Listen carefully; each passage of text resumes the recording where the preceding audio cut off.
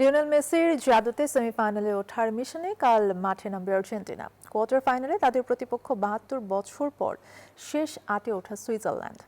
মিশরের বিপক্ষে দারুণ জয় ফুরফুরে মেজাজে আছে আলবিসেলেস্তেরা, তবে তারকা মিডফিল্ডার ইয়োহান মানজাম্বির ইনজুরিতে বিপাকে সুইসরা। কানসাস সিটিতে ম্যাচ শুরু বাংলাদেশ সময় সকাল ৭টায়। ক্যান্সাস সিটির আলো ঝলমলে মঞ্চে লিওনেল মেসির সামনে এবার সেমিতে ওঠার লড়াই। বয়স ৩৯ হলেও বিশ্বকাপে যেন সময়কে হার মানিয়ে ছুটছেন আর্জেন্টাইন এই মহাতারকা। মিশরের বিপক্ষে অবিশ্বাস্য প্রত্যাবর্তনের নায়ক লিওনেল মেসি ৮ গোল করে গোল্ডেন বুটের তালিকায় আছেন সবার উপরে। তাই সুইজারল্যান্ডের বিপক্ষে ম্যাচের আগেও তার প্রশংসায় পঞ্চমুখ কোচ লিওনেল স্কালোনি। যতদিন মেসি খেলতে চাইবে ততদিন সে বিশ্বসেরা খেলোয়াড়ই থাকবে।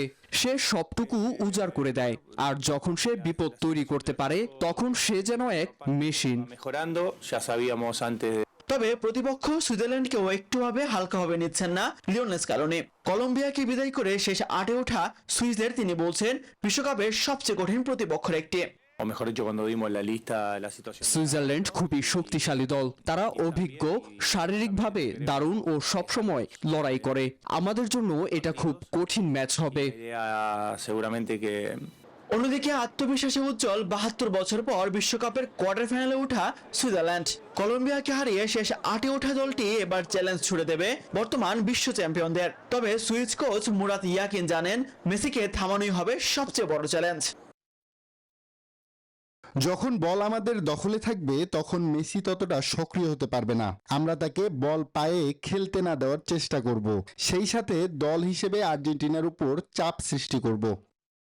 দুই দলের অতীত পরিসংখ্যানও আর্জেন্টিনার পক্ষে কথা বলছে।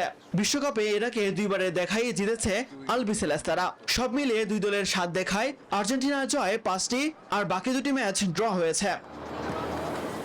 তাসবিহ শাওরুন, নিউজ 24।